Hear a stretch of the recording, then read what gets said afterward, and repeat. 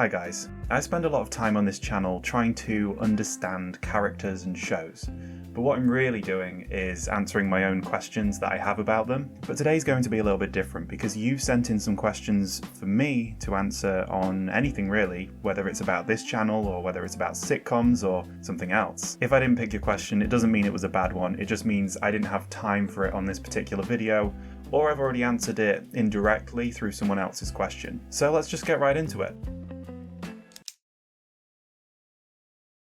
The first question is, I have watched my favourite TV show 50 times. That's an estimation. Is it bad that I watch the same thing again and again? Well, the thing is, we all listen to the same music again and again. I'm talking about entire albums or entire artists. And no one really makes a big deal out of that. But suddenly when it's visual, it becomes weird to some people. Well, I can tell you it's not weird to me because I do the same thing, particularly with the shows that I talk about frequently on this channel. And I think the reason we do it is because it reduces cognitive load, It's comforting because we know what to expect. And I would actually say that in a world where things are moving so quickly and we have, short attention spans now, I think it's probably a good thing to have something that we consume on a regular basis repeatedly. I would say it's probably quite therapeutic, so don't worry about it. Next question is from Lightning McQueen. If you had to swap a character from Brooklyn Nine-Nine and The Big Bang Theory, who would it be and why? I can see Leonard making quite a good detective. He has enough different kinds of intelligence, I think, to be able to do that. But I don't think he'd make a good captain, so I certainly wouldn't swap him with Holt.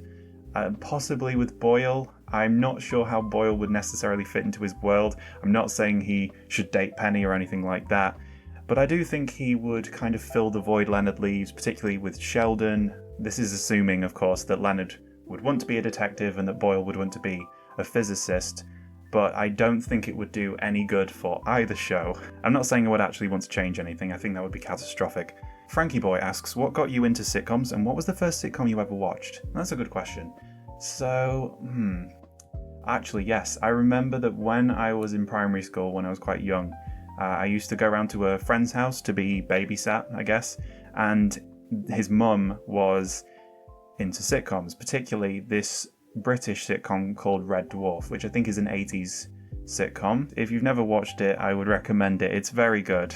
It's set on a spaceship the size of a city called Red Dwarf, and I love it for the characters. They all bring a different kind of humour to the show. I think the reason I got into sitcoms is because in many ways there are fewer variables and, it's reliable. And back in the day when shows would come on TV like once a week, a new episode would come out like 7 o'clock on Thursday or whenever it was. I miss those days. I know it's nice to be able to binge stuff now, but there was something about it. And that's really what got me into sitcoms. Robin asks, what sort of shows are you planning to cover in the future? Reasonable question. Just sitcoms, or will you cover other types of shows? I'm going to cover a lot of different types of shows. Firstly, yes, I will cover other, sitcoms. I'm going to continue to do a few, Big Bang Theory and Brooklyn Nine-Nine videos and branch out into, say, Young Sheldon and that kind of thing. I'm going to cover other sitcoms, including How I Met Your Mother, The Office comes to mind, maybe Friends, and I'm going to start looking at other shows that I've not seen as much of before, like Community, I think would be great. But secondly, I plan on branching out into other types of shows, and actually the next video after this one, next week, probably next Wednesday, expect to see a video on Atla, that is Avatar: The Last Airbender, and I would encourage you to watch it even if you're not a fan of the show, because for a long time I wasn't. I didn't watch Atla when it first came out. I watched it only a few years ago, maybe 3 years ago. I used to think it was just for kids and it would be silly, but it's actually a very deep show. And I am bringing something a little bit different to it because, believe it or not, I actually used to live in China. I lived there for a year with a Chinese family, and obviously because of that I learned a lot of, culture and language as well. And when I first watched it with my roommate back in England, who was obsessed with the show, although I wasn't into it at the time, at the beginning, I could offer kind of a different insight into the show because of my knowledge. A lot of it's based off of Chinese philosophy and culture, and there's a lot of language in there as well. So I think it's going to be an interesting video, so I'd encourage you to watch it. Chloe's question is, how do you think watching The Big Bang Theory shaped the person you are today? And how do you think it changed the way you think about science, TV, or movies? That's a really good question.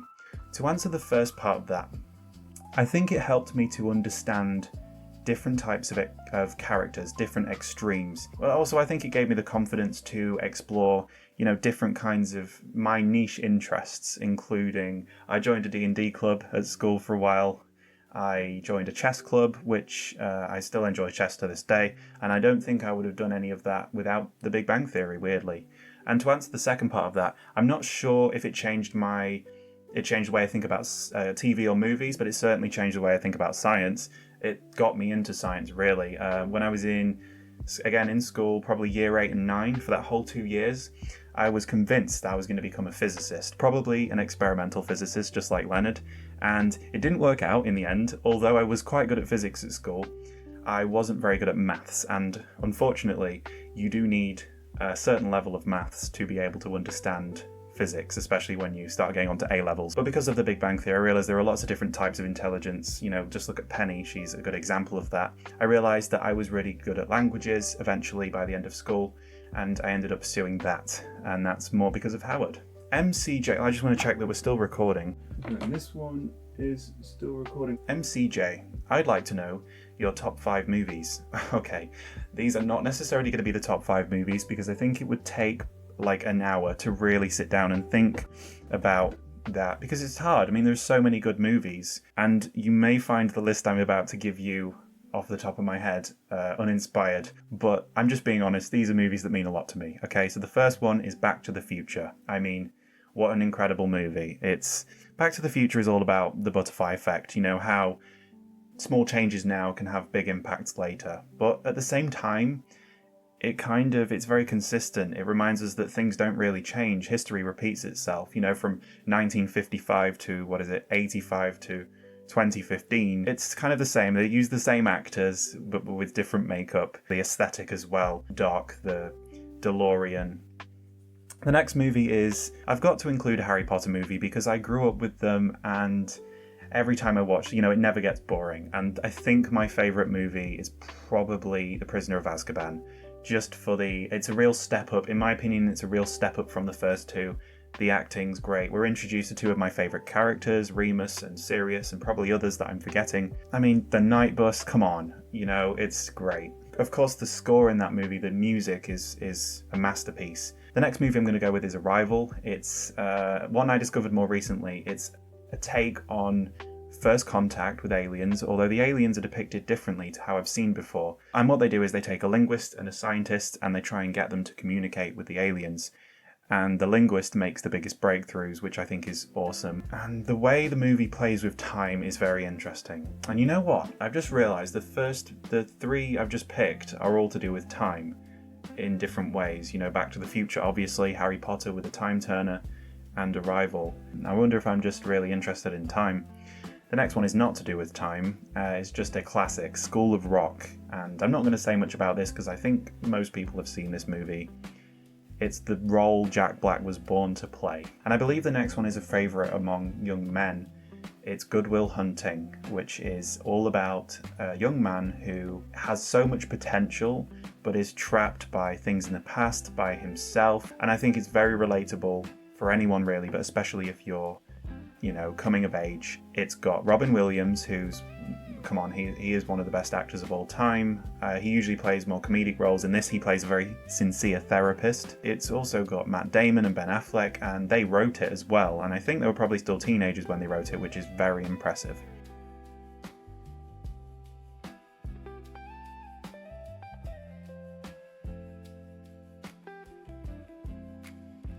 Kaizen Winchester asks, do you ship Penny and Sheldon like most people do?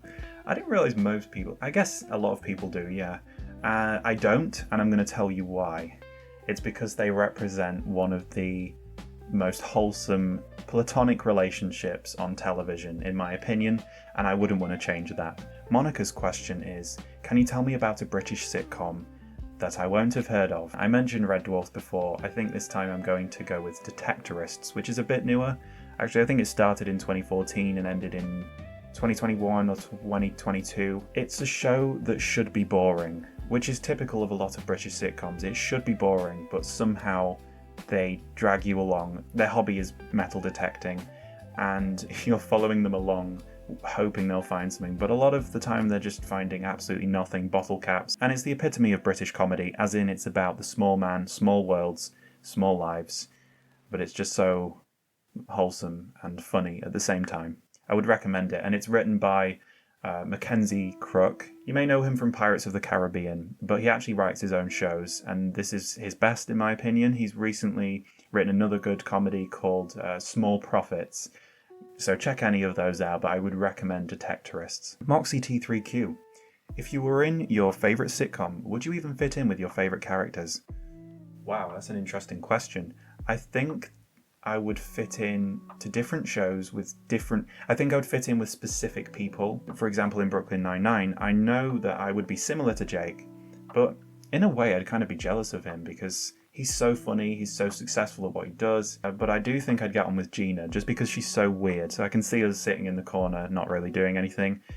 Big Bang Theory, I think a similar kind of answer. I think I'd fit in with Raj, maybe. I think the show that I'd fit into the best might be Seinfeld, which could surprise a few people, but the comedy I just find so natural for me because it's overly observational. You know, they overthink everything, and so do I, and I can see myself just fitting in with that kind of observational, ironic humour. The show that I don't think I'd fit into as well is Friends. I don't know why, I just feel like they're too normal for me. I love the show, by the way, I just don't think I'd fit in. Okay, Folklore asks, how does your ADHD and autism affect you? I'm asking because you mentioned them on your Jake and Sheldon videos. I think they probably affected me the most at school because I didn't know about them. ADHD, of course, affects organisation. It also affects focus, and that can be a good thing, as in, I can be hyper-focused and get so much done in like an hour, but it can be a problem when it comes to, for example, conversation. For me, autism is a sensory thing. Particularly sound. Sounds can have a big effect on me, whether positively or negatively, and I sometimes have to work around that. It also means I learnt language a bit differently, and I actually think that could make a very interesting YouTube video if anyone's interested in that. And the other thing is women with autism tend to be very good at masking. Actually, I'm generalizing here. It's one reason why women with autism often go undiagnosed. And it just so happens that I'm very good at masking. At least I like to think I am. And by the way, that's when you can force yourself to come across as more neurotypical. It's exhausting. And you get home, and a lot of people feel this way, but I think it's just more exaggerated with autism. You get home and you just feel, I just feel like I've betrayed myself because I've not allowed myself to be myself. And I'm getting better at it, but it's still a factor. Anyone who's watching who has ADHD or autism or both, or suspects that they do, how does it affect you? Do you relate to some of the things I've said? So Mateo asks, what moved you to make video essays? And Nicole asks a similar question, what inspired you to create your channel? And I've had this similar kind of question a few times, which is nice, thank you. I've always enjoyed writing. I write a lot of essays as well, and I thought this was an opportunity to continue to write those essays, but also use my voice, which is something I've wanted to practice. From a show perspective, it's because I didn't like the way a lot of channels talked about some of my favourite characters, and I thought their criticisms were valid, but I wanted to bring a more positive spin on it. And the thing is, negativity is so prominent on the internet, and it's because YouTube videos, for example, that are negative and critical tend to perform better because I guess it's the drama, isn't it? Maybe I should be more critical. At the moment, I'm just enjoying making a more positive and empathic channel. It's time for it. It's not tea. I know I'm British, but I only have tea in the afternoon. I don't know why, I just do. It's currently the morning, so I'm having coffee. Not that you asked. I just thought I can see that you are very attentive when it comes to language. Are you a reader as well? If so, what are your favourite books? Do you have a favourite author? I don't think I have a favourite author. Just like the movies, I can't really pick favourites. I've just picked some off my shelf that mean a lot to me. So I grew up with Tolkien, particularly I started with The Hobbit, and so this book continues to mean a lot to me. Of course, Lord of the Rings, and as I said, I grew up with Harry Potter, so I read those as well. A book that I've discovered more recently is Between Two Fires by Christopher Wellman. It's one of the best books I've ever read. It's a lot gorier than the other two I've just mentioned. It's set in medieval France during the plague, and you follow these three unlikely friends, let's say, through a horrific, you can't imagine a more horrific landscape. I don't want to spoil too much. You've got a troubled priest, you've got a knight, or he used to be a knight, someone who is now struggling with their morality, and a young girl who has these abilities, and she stands out to me because despite all her abilities, the one thing she has more than anyone is the ability of empathy. It's interesting to see how she changes in some ways but keeps the essence of who she is. And to be honest, she's the reason I like the book, because she ends up being, well, I'm very much into graphic novels. This is something I've become into more recently because I always saw them as, am I allowed to? A lot of people made me feel that way growing up, like you should be reading proper books. But I'm into graphic novels, and the best graphic novel that I've ever read, in my opinion, is Bone, which I know is an interesting name. But beyond the name, I find it cozy. I find it cozy to read, despite the fact that there's monsters in it, and the monsters are very interesting. They're done very differently to usual. The characters you just grow to love. And Jeff Smith writes dragons very differently to how I've seen them done before, and the main dragon in it is probably one of my favourite characters of all time. I'll also just mention that my undergraduate degree was in English literature, so of course we read many books. My favourite were the very old medieval texts, including Chaucer. Canterbury Tales is probably the best one I read. We studied them so much that I'm kind of a bit bored of them now, so I don't really read those as much at the moment. Just a quick mention, I wouldn't say this is one of my favourite books, but it's just one I had on the shelf that I wanted to mention. A bit different. It's Consolations of the Forest, translated from a French book originally, and I think it's a real story. It's a diary, really, about this guy who goes who goes to Siberia to be in solitude. It's all about nature, so of course I love it because nature is a huge inspiration for me. Kebab, do you think Stuart Fails to Save the Universe will be any good? Oh, Kebab, I really hope so. I really do. I think we have to manage our expectations because I don't think it's going to be very much like The Big Bang Theory. I think it's going to have some familiar characters, which will be great because we've not seen these people in a long time. But I don't think it's going to feel like The Big Bang Theory because, based on what I've read, it's going to be quite a different genre. Although it's still going to be comedy, it's also a bit kind of sci-fi. If I remember correctly, one of the writers of the show wrote Ready Player One. Anyway, I'm looking forward to it, but I just don't think it's going to be like The Big Bang Theory. Either way, when it comes out, this channel is going to be the place to talk about it. I'm going to react to it in real time. Around July, I think it comes out, so look out for that. Zilk asks, out of the Big Bang Theory character arcs, are there any you would change and how? I sometimes don't like how Raj didn't get a proper ending, but of course in the Raj video, if you remember, I do have a positive spin on that. I'm sometimes uncomfortable about Bernadette because if you compare how she is in the beginning to the end, she seems to become more vindictive and I would say less inspired by science and a whole bunch of other things that don't always sit well with me. I do have a more positive spin on her as well, I think, and of course she'll get her own video eventually. The other one, of course, and I think this is a popular opinion, is that I don't like how they force wrote a child on Penny, maybe in the future, but I think at the time of the show it was clear that she didn't want that. It just didn't seem natural for her character arc, it just felt very forced. The next question is, do people in your life know about your channel? If yes, what are their reactions to your videos?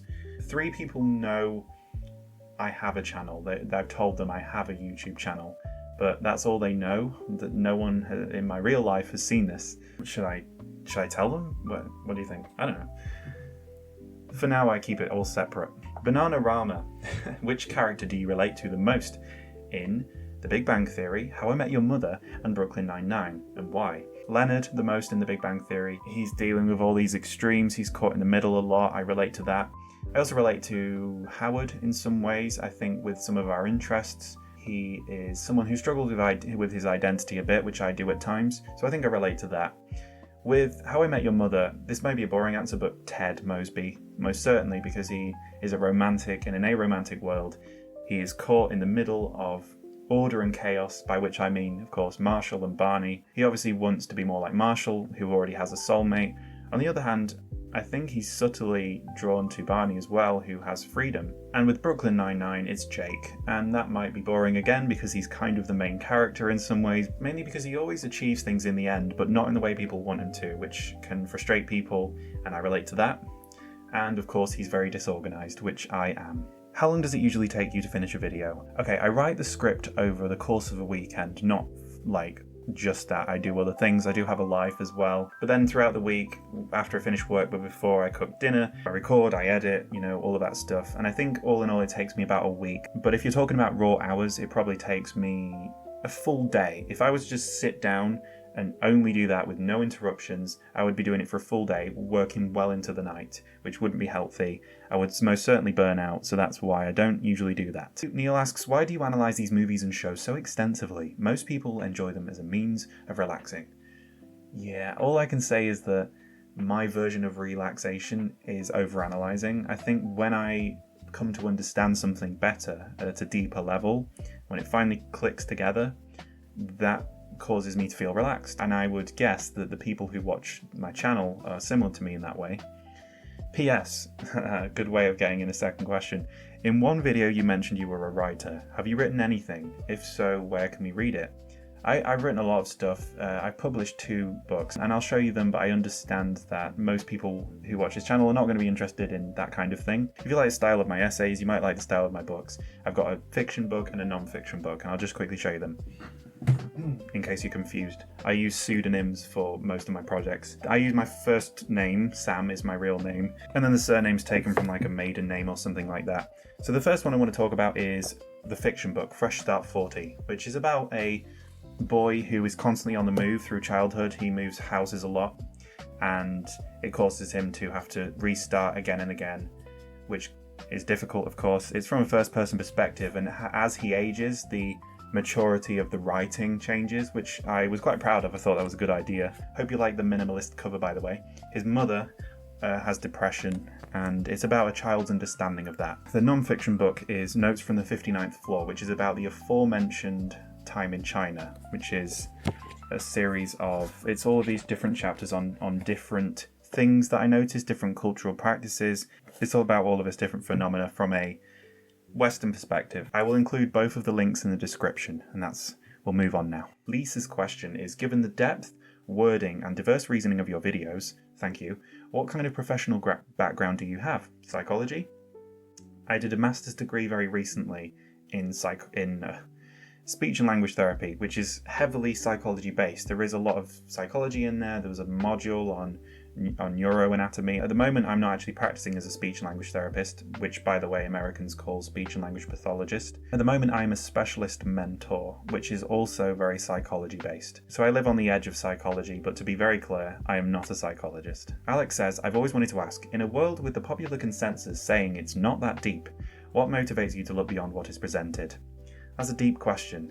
One of the best feelings in the world is when someone truly understands you and looks underneath what is first presented, and I wanted to be able to do that with other people, and I think if we can understand characters, we can understand people in our real lives as well. That's probably the best answer I have to that one.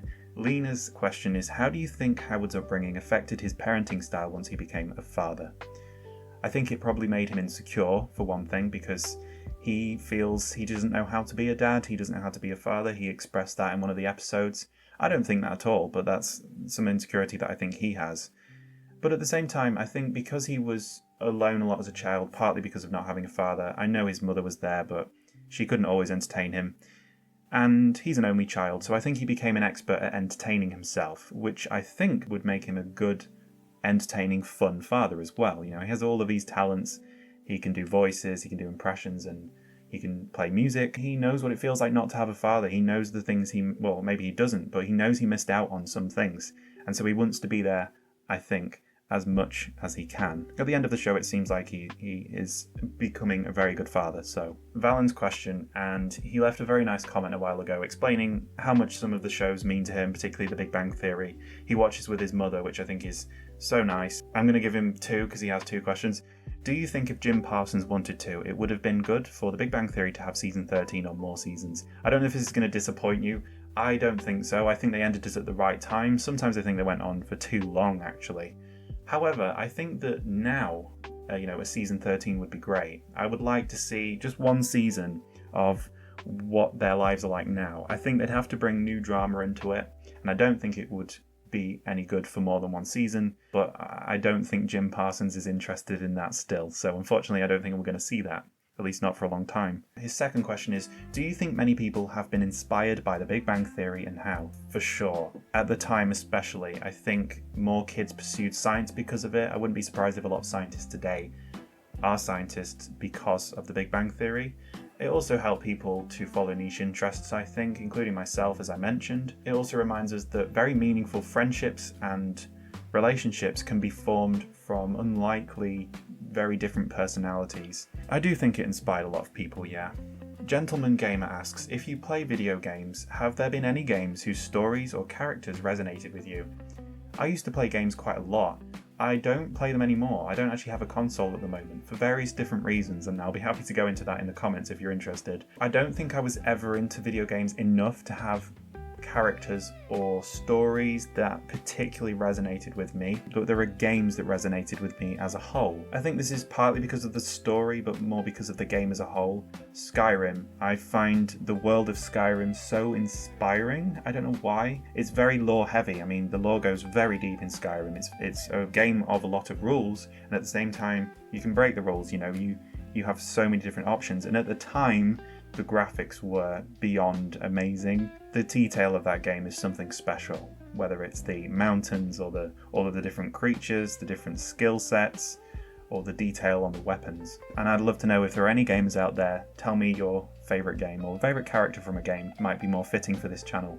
Brozine's question is, do you use AI for your research? Why or why not? I use it for proofreading sometimes, to look out for repetition and stuff like that. I do not use it for writing. I do not use it for coming up with ideas. Oh, the other thing is I use it for condensing information sometimes, although I've not done that on this channel yet. I have used it in projects in the past, and it's when I've got a lot of things to read, like a lot, and I just don't have the time. I sometimes ask it to summarize what it says.